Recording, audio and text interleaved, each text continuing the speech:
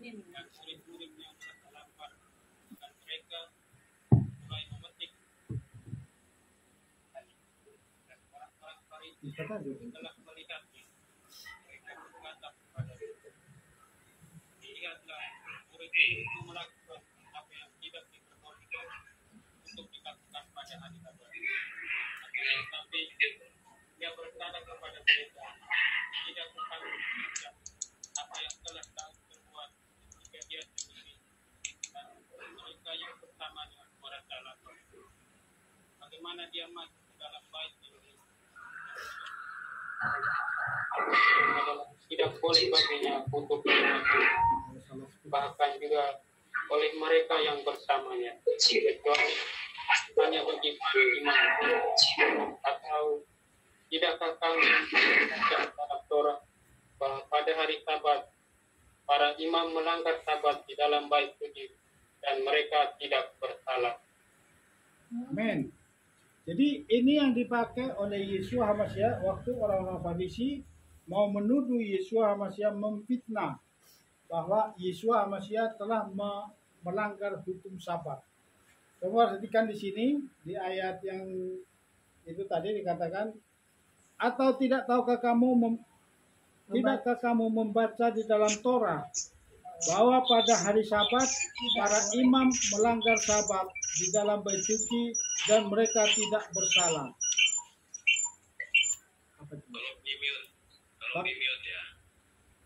Bahkan dikatakan di situ,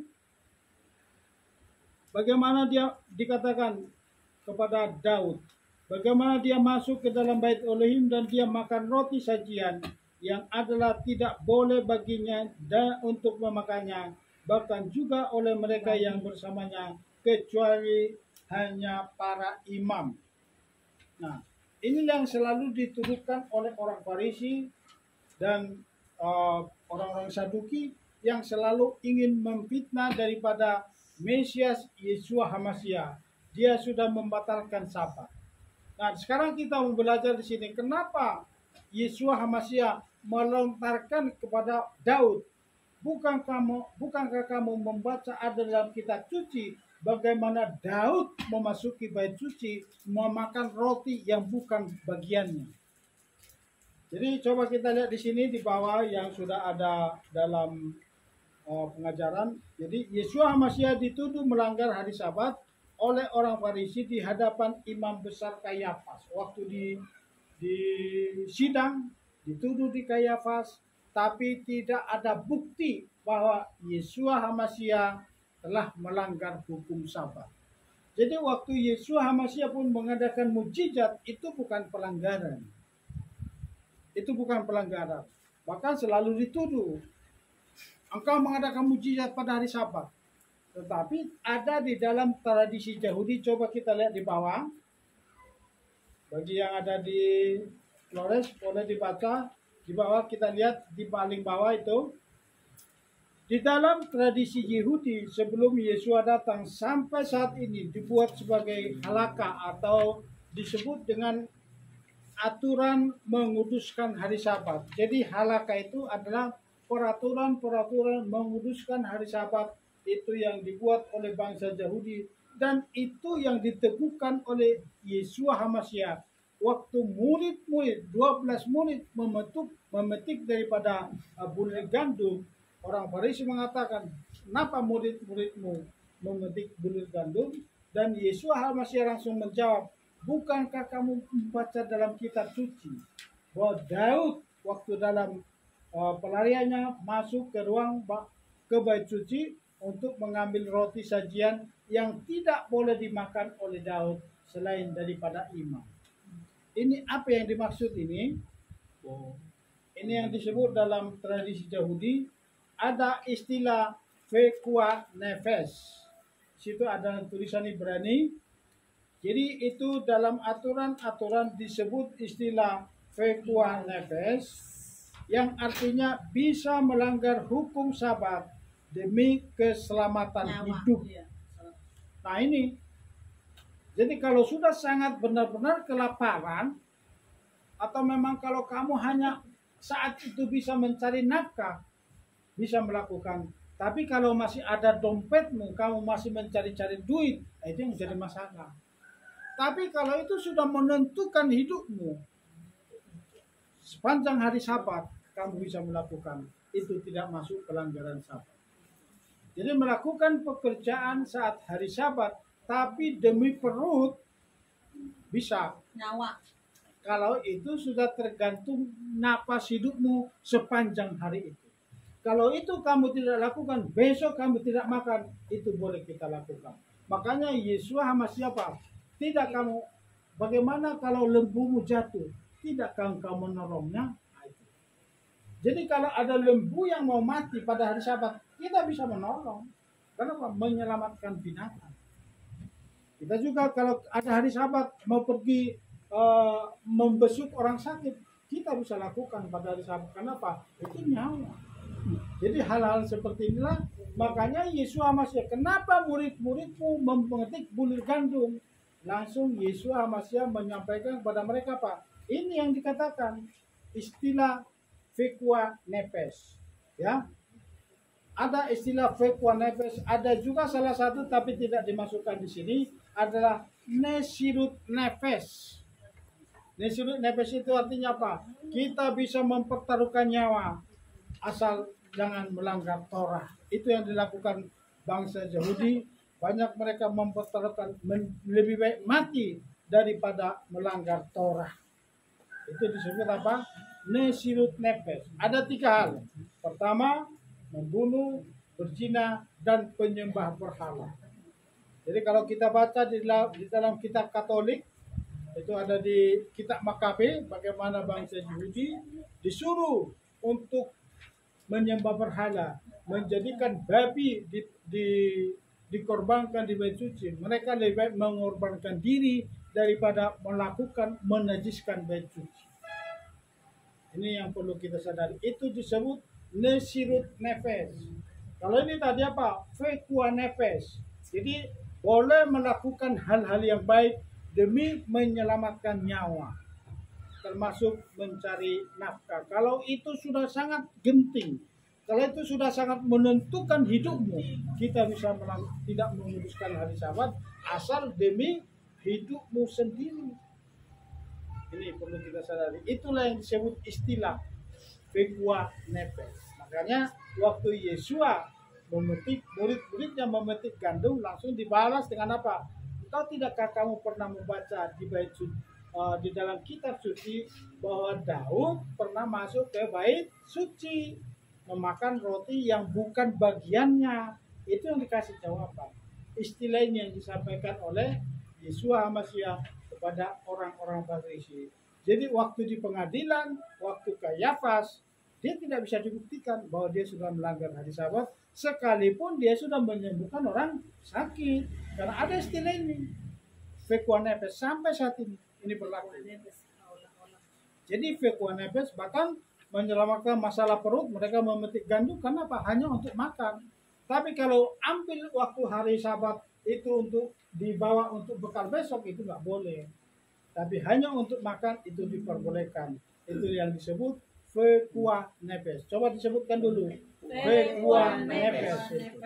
Jadi bisa menyelamatkan nyawa pada hari Sabat, itu tidak termasuk pelanggaran. Yesus Hama sendiri, Yesus Hamasia bisa juga melakukan hal yang sama. Amen. Nah, di situ disebut fekua nefes adalah ajas dalam halakha atau hukum agama Yahudi yang menyatakan bahwa penyelamatan nyawa manusia mengesampingkan semua pertimbangan keagamaan, dan dalam kata lain, jika nyawa seseorang terancam, hampir semua mitzvot atau peraturan atau perintah lo ta'ase di dalam Taurat tidak lagi berlaku. Itu kalau demi nyawa. Makanya bangsa Israel siap berperang pada hari Sabat. Kenapa? Demi nyawa. Makanya perang 6 hari itu memperebutkan bait suci itu mereka pada hari raya Yom Kippur. Sebenarnya mereka tidak boleh berperang. Kippur kan hari perayaan ya. Ya, padahal itu hari raya Yom Kippur. Tapi perang 6 hari mereka tempur. Makanya bait suci kembali ke Yerusalem.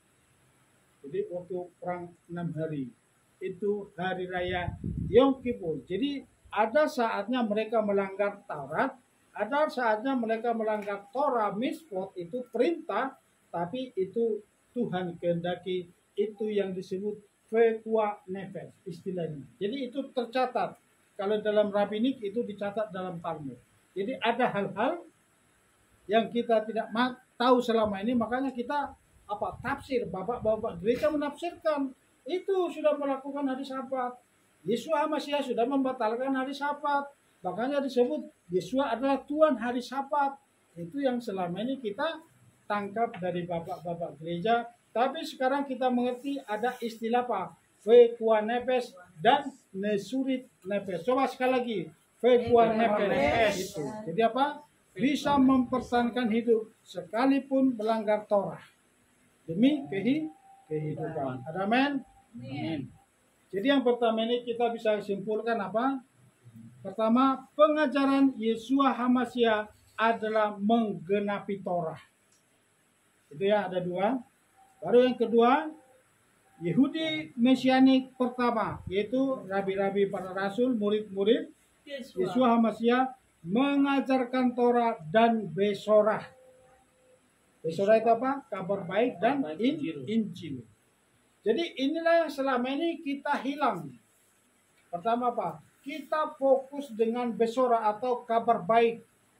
Beritakanlah Injil. Jadi ini yang disebut amanat agung selama ini. Padahal waktu murid-murid, 12 murid mengatakan apa?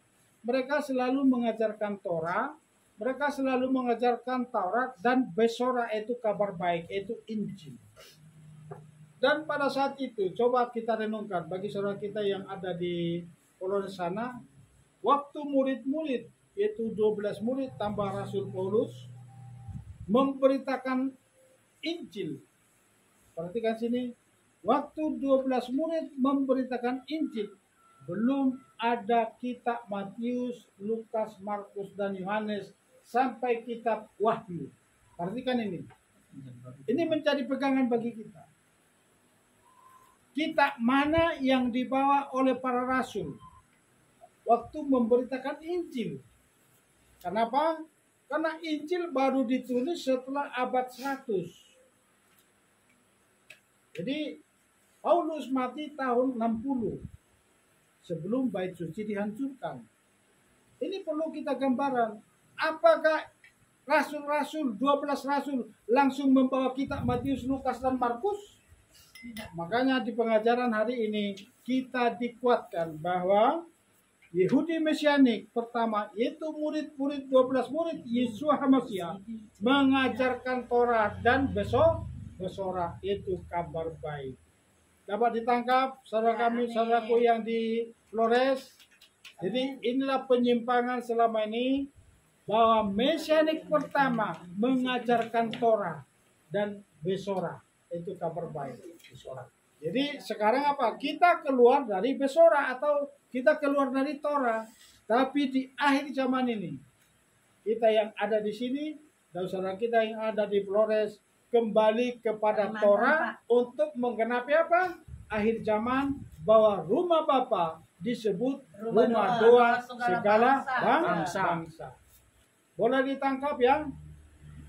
Saudara kita yang di Flores, waktu murid 12 murid memberitakan Besorah atau kabar baik, dia tidak membawa kitab Markus, Lukas, Matius, dan empat kitab itu belum ada. 100 tahun kemudian baru dicatat yaitu Matius, Lukas, Markus, dan Yohanes, dan kitab-kitab yang lain belum dibukukan. Jadi waktu 12 murid memberitakan kabar baik, mereka selalu bawa Torah. Itulah makanya sekarang ini di akhir zaman ini kita dikembalikan ke gerakan Mesianik, yaitu Mesianik pertama, yaitu murid-murid Yeshua Hamasiah yang selalu mengajarkan Torah. Amin. Dapat ditangkap bagian yang pertama ini? Ini yang perlu kita renungkan ya. Sekarang kita masuk bagian yang kedua. Torah. milik Israel. Torah adalah warisan milik Israel. Jadi Torah itu diwariskan kepada orang Israel, bukan kepada bangsa-bangsa di Indonesia, bukan kepada bangsa Batak yang di Tapanuli di sana, bukan kepada saudara kita yang ada di Flores, tapi kepada bangsa Coba kita baca Ulangan 33.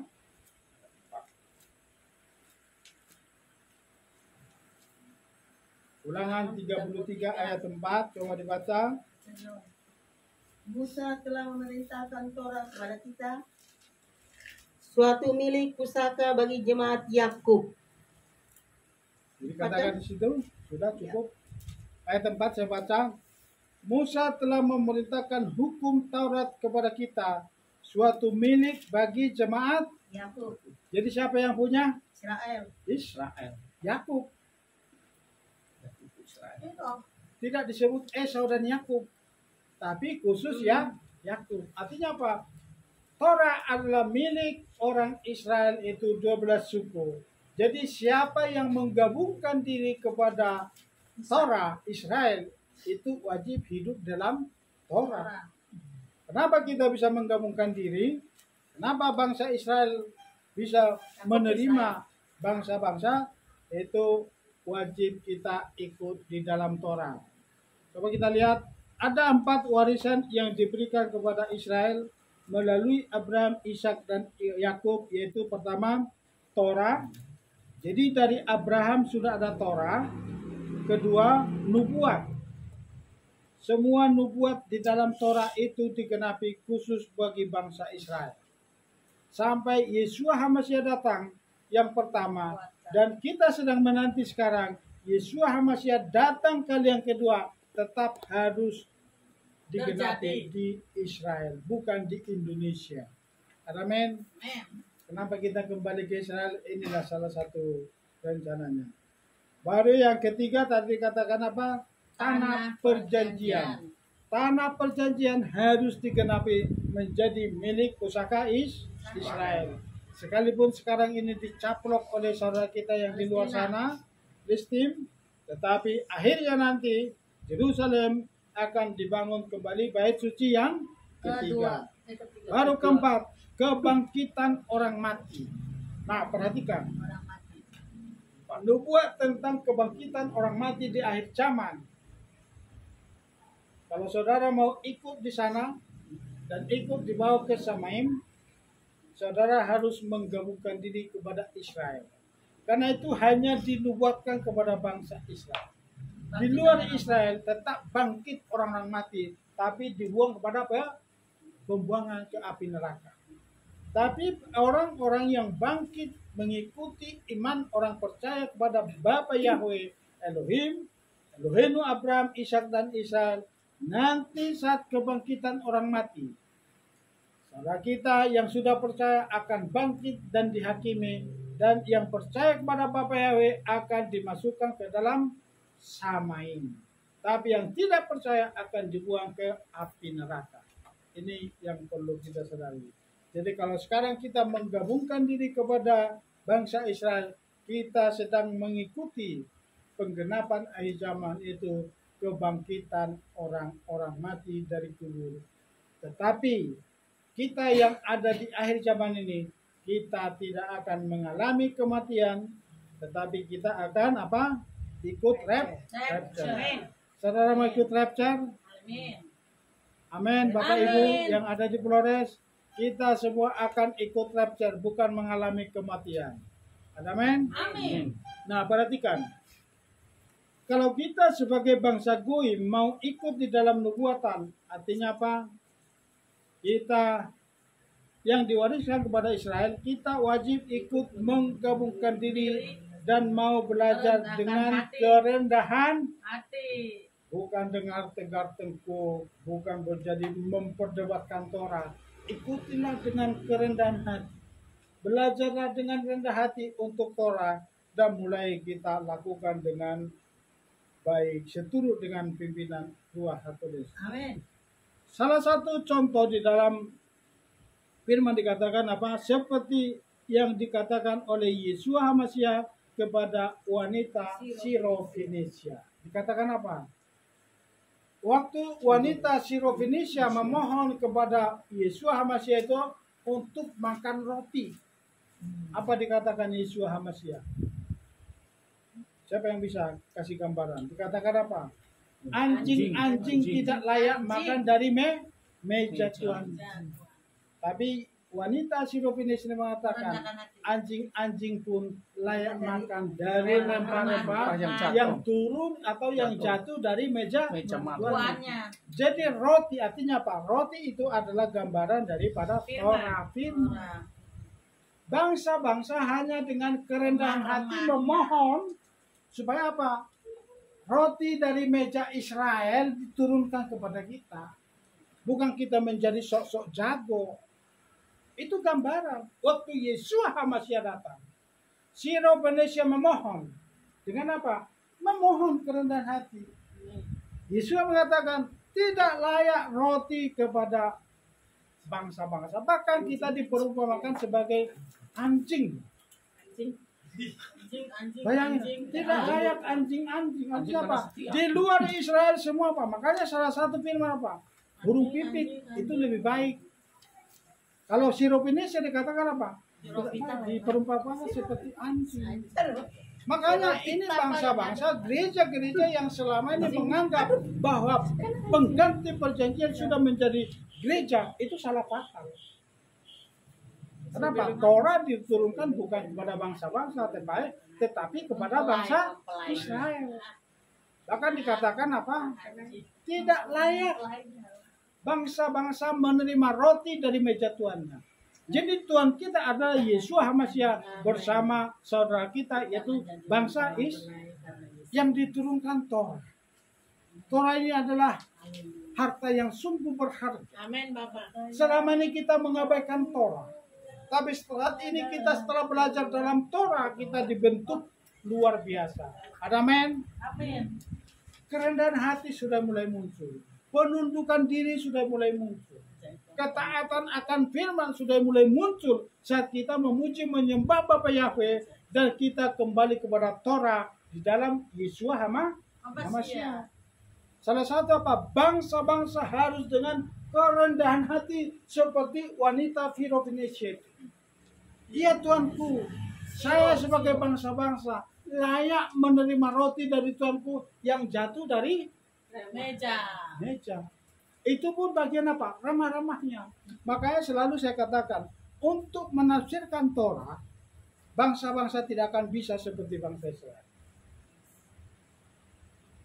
Ini perlu kita renungkan. Di bangsa Israel, huruf-huruf Ibrani sudah melekat di dalam otak. Tapi kita hanya menilai. Tapi mereka itu sudah langsung nempel. Sama dengan contoh istilah. Di dalam tulisan bahasa Indonesia, DLL.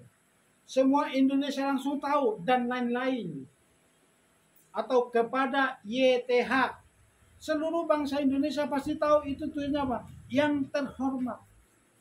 Bagaimana dengan kita bangsa-bangsa? Sejago-jagonya kita menafsirkan Torah dari perspektif Ibrani tidak akan bisa seperti bangsa Israel. Makanya kita perlu apa? Kerendahan hati. Meminta apa? Roti yang pecah-pecah dan turun dan kita makan itu remah-remahnya. Rotinya diberikan kepada bangsa Israel. Kita hanya memohon kenapa? Kita dapat remah-remah. Tapi saat ini karena kita sudah menggabungkan diri, perhatikan, kita sudah menggabungkan diri dengan bangsa Israel. Kita sudah mulai menikmati rotinya, bukan lagi remah-remah. Amin. Kenapa? Kita sudah tergabung oleh siapa? Oleh darah Yeshua HaMashiach. Tapi harus tetap dengan kerendahan hati. Supaya kita bisa menangkap isi daripada Taurat ini. Supaya kita benar menangkap isi daripada firman ini. Kita perlu kerendahan hati. Jangan merasa mampu, jangan merasa bisa. Tapi selalu harus ada rendah hati. Untuk selalu sujud di hadapan Bapa Yahweh. Supaya Bapa Yahweh membukakan rahasia Torahnya kepada kita. Amin. Amin. Coba buka Markus 7.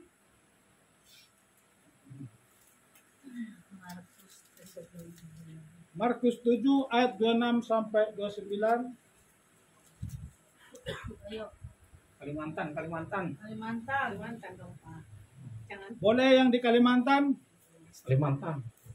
Markus 7 ayat 26 sampai 29.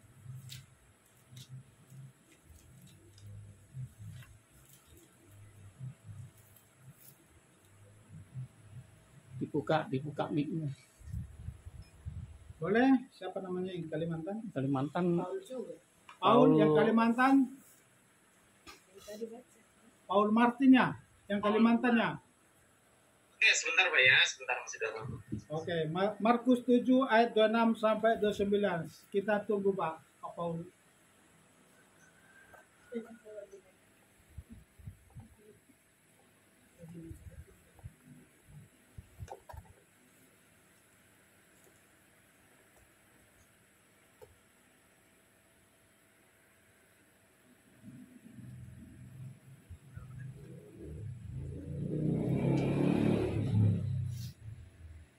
Markus 7, 26 sampai 29. Ya.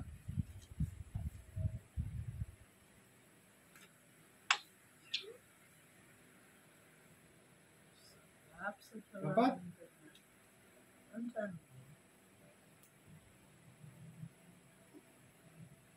Dibuka. Markus 7, 26 Pak ya? Ya. Markus 7 ayat 26 sampai 29. Dan wanita itu adalah seorang Yunani, seorang Siro-Fenisia berdasarkan ras. Ya, padanya dan dia roh jahat dari anak. Cil. Itu. Suaranya kecil. Suaranya kecil. Suaranya kecil. Dan berkata,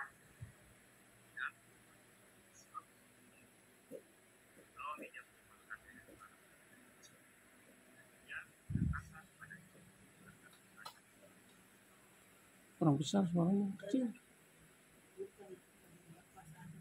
kan dengar jelas ya? Kurang Nah. jelas Pak, kurang jelas. Nah, itu baru kencang. Coba diulang Pak. Tulang. Dan wanita itu adalah, Dan wanita itu adalah seorang Yunani, ya bagus. seorang Siro-Fenisia berdasarkan ras. Sinyalnya. Hilang lagi. Padanya Ya. dan dia mengusir roh jahat dari anak. Namun Yesus berkata kepadanya, biarlah anak-anak kita itu meninggalkan sebab yang baik mengambil Suaranya Namun dia menjawab dan Dia menjawab berkata, dan berkata kepadanya, benar. benar Tuhan, Sebab anjing-anjing di bawah bawah meja meja pun pun makan makan dari remah-remah rumah anak kecil. dia Dan dia berkata kepadanya, karena karena perkataan ini pulanglah engkau, roh roh jahat jahat itu sudah keluar dari anak perempuanmu. Nah, ini yang perlu kita tangkap. Waktu kita dengan rendah hati datang kepada Bapa, datang kepada Yeshua HaMashiach, memohon dengan rendah hati, kita yakin dan percaya roti yang ada di meja Israel akan dilemparkan kepada kita, dan saat itulah mujizat terjadi. Butuh suatu kerendahan hati, butuh suatu kerendahan hati untuk memohon kepada Bapa sekalipun kita tidak layak. Tapi Yesus masih mengatakan apa? Karena perkataanmu, perhatikan perkataanmu, dikatakan di sini apa? Dia mengatakan, benar Tuanku, saya tidak layak makan dari roti yang ada di meja. Firman yang diberikan kepada bangsa Israel tidak layak diberikan kepada bangsa-bangsa. Tapi kalau bangsa-bangsa datang dengan kerendahan hati, memohon, belajar kepada kepada bangsa Israel melalui Yesus HaMashiach, dan sesuatu terjadi di dalam kehidupan kita. Amin. Saat itulah mujizat terjadi kepada wanita Siro-Fenisia di saat dia memohon dengan sangat kepada Yesus HaMashiach, berikanlah kepadaku roti yang ada dalam meja, sekalipun itu remah-remah yang jatuh dari meja, layak aku makan. Dan saat itu Yesus mengatakan kepadanya, oleh karena perkataanmu, pergilah, anakmu sudah sembuh. Roh jahat sudah keluar dari kehidupannya. Ini yang perlu kita lakukan di setiap di akhir zaman ini, yaitu iman. Waktu kita menggabungkan diri kepada Israel, sesuatu yang terjadi dalam hidup kita akan terjadi terobosan. Amin. Pengenalan akan Bapa Yahweh. Semakin mengerti rencana Bapa Yahweh dalam hidup kita. Salah satu tadi dikatakan apa? Kita akan ikut di dalam kerajaan 1000 tahun. Kita akan ikut di Samaim. Kita akan dibawa ke gunungnya yang kudus. Dan disitulah kita yang menggenapi bahwa rumah Bapa Yahweh disebut menjadi rumah doa segala bangsa. Coba kita lihat Roma 2 ayat 28 sampai 29 supaya kita jangan menjadi sok-sok Yahudi. Coba Daniel Serpong. Coba baca Daniel. Yesus sekolah. Daniel, ayo anak-anak muda. Daniel Serpong. Alam Sutra. Roma 2 ayat 28 sampai 29. Coba. Bisa Daniel? Maria Roma ayat 28 sampai 29. Roma 2. Roma 2 ayat 28. Sebab yang disebut orang Yahudi bukanlah karena apa yang kelihatan, begitu pula kebersunatan, bukanlah karena apa yang kelihatan secara daging. Namun yang disebut orang Yahudi itu karena yang batiniah dan bersunatan, itu tentang hati di dalam roh, bukan karena tulisan yang tujuannya datang bukan dari manusia, tapi dari Allah. Amin. Nah, kita lihat, saya baca dari Lembaga Kitab Indonesia dikatakan begini.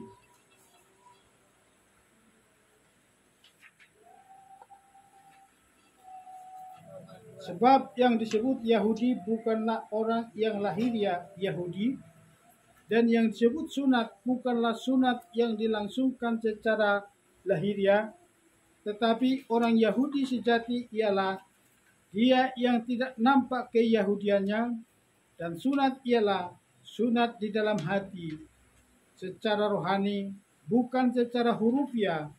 Maka pujian baginya datang bukan dari manusia, melainkan daripada Elohim. Nah, perhatikan sini. Kita di sini. Nah, saudara kita yang di Flores belum pakai talit, tapi usahakan ada talit. Bukan karena kita pakai identitas Yahudi, pakai talit, menguduskan hari Sabat, itu bukan menjadi tolak ukur bahwa roh Bapa Yahweh sudah nyata dalam hidup kita. Bukan karena kita mengambil atribut Yahudi seperti sunat, bukan itu yang Tuhan mau. Tetapi batin kita, yaitu Yahudi yang sejati, yaitu batin kita diubah menjadi taat akan Torah. Jadi kalau hati batin kita belum diubah menjadi penurut akan Torah, menjadi pelaku-pelaku Torah di akhir zaman, diubah seluruh sikap hati kita, artinya apa? Kita belum Yahudi sejati. Kita sekarang ini kalau kita lihat di luar sana banyak yang sudah kembali pakai tali, pakai sicit, pakai menguduskan hari Sabat, kembali 7 hari raya. Bukan itu, tetapi itu adalah langkah dasar. Tetapi yang lebih utama adalah perubahan secara batiniah yang ada di dalam hati hidup kita. Jadi kalau batin kita belum diubah menjadi batin yang baru, yang turut akan Torah, yang disunat hati. Artinya apa sunat hati? Sunat hati ialah di saat hati kita sudah dibarui dan kita menjadi semakin taat akan Torah. Jadi ini perlu kita garis bawahi bahwa bukan karena kita sudah kembali kepada Torah dan kita melakukan ibadah sesuai dengan Yahudi, kita melakukan identitas yaitu salah satu talit, bukan itu. Tapi yang Tuhan tuntut adalah batin. Makanya Paulus mengatakan apa di kitab Roma?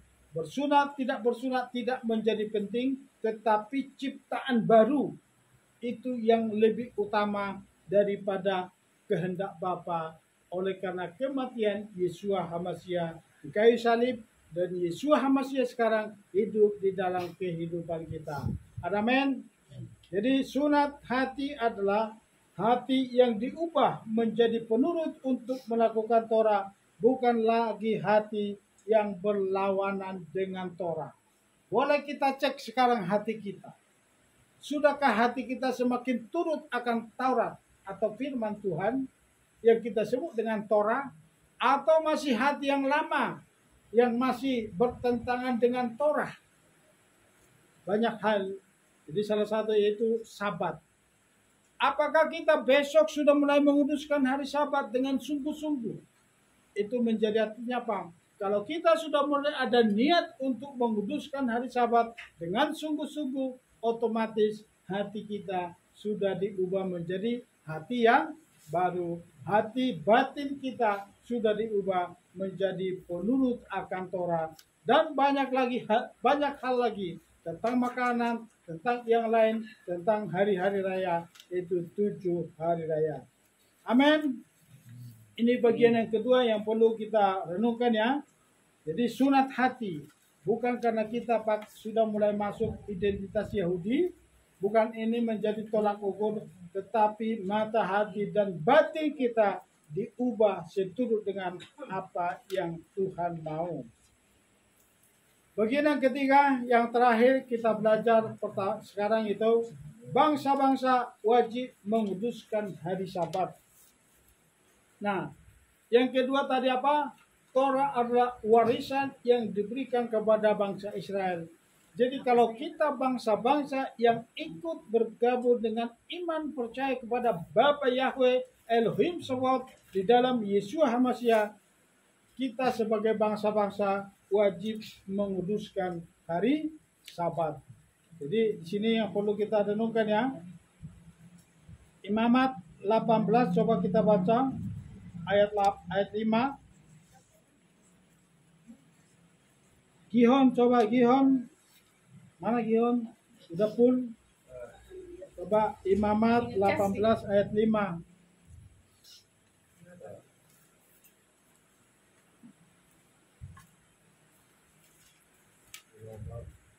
18 ayat 5.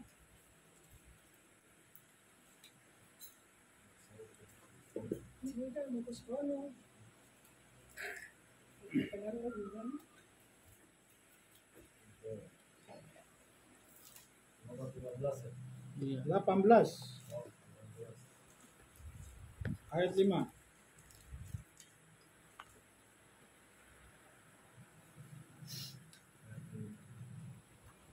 Kamu harus berpegang pada ketetapanku dan peraturanku. Orang yang melakukannya akan hidup karenanya. Akulah Tuhan. Nah, itulah ya. Jadi setiap orang yang menguduskan hari Sabat, setiap kita yang percaya kepada Yeshua HaMasyiah, kita wajib menguduskan hari Sabat. Jadi bangsa-bangsa akan dihargai di hadapan Abba Yahweh apabila kita bergabung, apabila kita sudah menggabungkan diri kepada Bapa Yahweh dan percaya kepada Yeshua HaMasyiah, otomatis kita wajib berpegang pada perjanjian kepada bangsa Israel. Itu salah satu perjanjian Sabat. Amin. Jadi bangsa Israel tadi dikatakan diperintahkan pertama sekali menguduskan hari Sabat. Kita bangsa-bangsa wajib menguduskan hari Sabat. Dari masalah wanita Filopenesa kita dapat tarik suatu kesimpulan bahwa Yeshua HaMasyiah sendiri yang berbicara bahwa roti atau Torah. Roti itu gambaran firman. Torah hanya diberikan kepada bangsa Israel. Kita sebagai bangsa-bangsa tidak layak diberikan kepada roti itu, tetapi selain daripada bangsa Israel, tetapi oleh karena kasih anugerah daripada Yesus HaMasiah, kita dilayakkan untuk menerima Torah yang sudah ditaruh dalam meja Israel, dan sekarang oleh darah Yesus HaMasiah kita wajib menerima roti hidup, yaitu Torah itu, asalkan kita sungguh-sungguh berpegang kepada perjanjian. Jadi anugerah akhir zaman ini, kita saat ini dibukakan rahasia kebenaran firman termasuk Torah, kita harus lebih bersungguh-sungguh. Kenapa tadi Yesus HaMasiah sendiri yang ngomong, bangsa-bangsa tidak layak diberikan Torah. Itulah makanya gereja saat ini, gereja yang kita warisi selama ini apa? Menginjak-injak Torah. Jadi kita sungguh bersyukur kepada Bapa Yahweh, di akhir zaman kita dibukakan kebenaran ini. Kalau dulu sejak kita lahir dari orang tua kita, mungkin dari nenek moyang kita sudah jadi Kristen, tapi kita menginjak-injak hukum Torah. Kenapa? Disitulah surat perjanjian kepada Abraham, Ishak, dan Israel. Di dalam perjanjian baru, Matius, Lukas, Markus, dan Yohanes, tidak ada perjanjian. Hanya ada di dalam Torah, yaitu tertulis perjanjian. Salah satu tadi apa? Perjanjian Sabat harus diperintahkan turun temurun. Amin. Harus diperintahkan turun temurun sampai Maranatha, Yesus HaMasiah datang. Amin.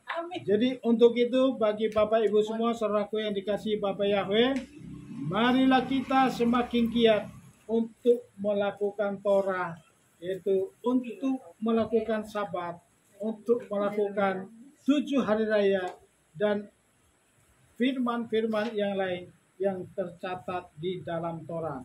Coba kita buka Matius 28.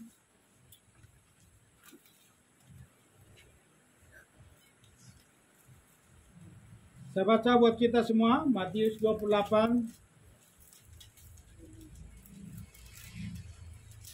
Saudara, oleh karena itu seraya pergi muridkanlah semua bangsa dan baptislah mereka ke dalam nama Bapa dan Putra dan Roh Kudus, dengan mengajar mereka melakukan segala sesuatu apa saja yang sudah aku perintahkan kepadamu, dan lihatlah aku akan bersamamu sepanjang masa sampai kesudahan zaman. Amin. Inilah amanat agung yang diperintahkan kepada kita. Salah satu diperintahkan di sini, perhatikan sini.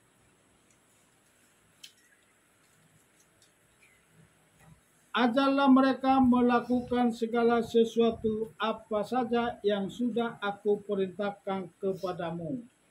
Jadi untuk melakukan amanat agung itu disebut di dalam tradisi Ibrani apa? Harus diajarkan atau dimuridkan. Kalau di dalam bekal kitab, muridkanlah mereka menjadi, jadikanlah mereka menjadi murid. Artinya apa? Kalau dalam tradisi Ibrani disebut dengan talmidin, atau ikut dengan pemuritan. Harus belajar di yeshiva. Itulah murid-murid, itu talmidin. Jadi harus ikut apa? Yeshiva, itu di pemuritan. Inilah kita sekarang ini, kita baru mulai dari bulan September yang lalu, dan sekarang kita belajar kepada Torah. Kalau Tuhan kehendaki tahun depan kita ulang kembali belajar Torah dari sisi yang lain. Supaya apa? Supaya kita semakin matang hidup dalam Torah. Amin. Sahabat yang akan datang, kita sudah mulai memasuki kitab Imamat.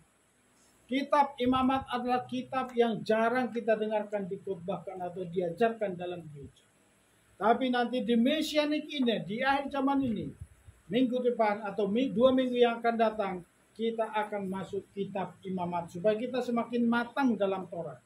Karena di tradisi Yahudi, anak-anak itu dimulai dari belajar Torah dari kitab Imamat, bukan dari Kejadian. Selalu dimulai dari kitab Imamat. Amin. Jadi besok atau 2 minggu yang akan datang kita belajar kitab Imamat yang luar biasa. Jadi amanat agung ini sering disalahpahami oleh gereja dan membuat doktrin dominasi dalam menjalankan amanat agung. Jadi amanat agung itu dilakukan oleh gereja, tapi sesuai doktrin masing-masing. Protestan beda doktrinnya, Katolik beda, karismatik beda lagi merek gerejanya. Gereja ini beda dengan gereja ini beda dengan gereja ini. Tapi kita di Mesianik ini dimasukkan ke dalam keseragaman yang sama dari pola itu, pola Ibrani-nya. Amin. Jadi kita harus lebih mampu lagi belajar. Jadi semua bangsa dijadikan murid, artinya apa? Harus belajar Torah dan mau dimuridkan atau belajar Yesipa. Harus ada pemuridan tentang Torah. Inilah yang kita lakukan di zaman ini. Coba kita lihat Kisah Para Rasul. Kisah Para Rasul 15 ayat 21. Apakah bangsa-bangsa atau apakah rasul-rasul membatalkan Torah? Kita selidiki sekarang. Kisah Para Rasul 15 ayat 21. Sebab Musa mempunyai orang-orang yang memberitakan dia dari generasi yang lampau di setiap kota dengan dibacakannya di sinagoga-sinagoga pada setiap hari Sabat. Jadi dalam Kisah Rasul itu siapa itu? Kisah daripada murid-murid pertama Yeshua HaMashiach mengajarkan tentang apa? Kitab-kitab Mose. Jadi Taurat juga tetap diajarkan di saat 12 murid mulai membuka diri bahkan pergi ke segala bangsa untuk mengajarkan Torah. Jadi kalau selama ini di gereja, baik kita yang dari Katolik asal usulnya, baik kita yang dari Protestan masuk kembali ke karismatik, dan sekarang kita kembali ke Mesianik, ini suatu anugerah yang luar biasa.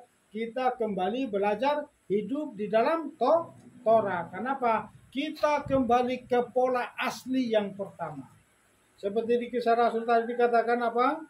Sebab Musa mempunyai orang-orang yang memberitakan dia dari generasi yang lampau di setiap kota.